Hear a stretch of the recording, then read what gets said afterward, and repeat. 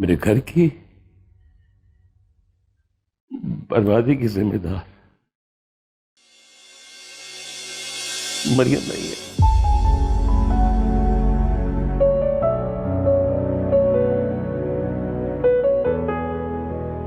मैं खुद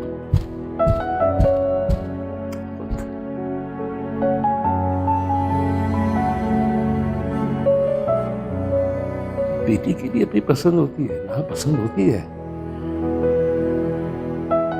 उसको भी अपनी मर्जी से जिंदगी जीने का हक होता है यार। लेकिन हम मर्द क्या करते हैं,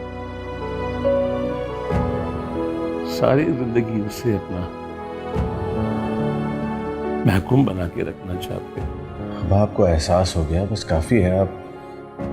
आप और बस और कुछ ना बोलें। आपका ब्लड प्रेशर क्या गलती थी मरियम की?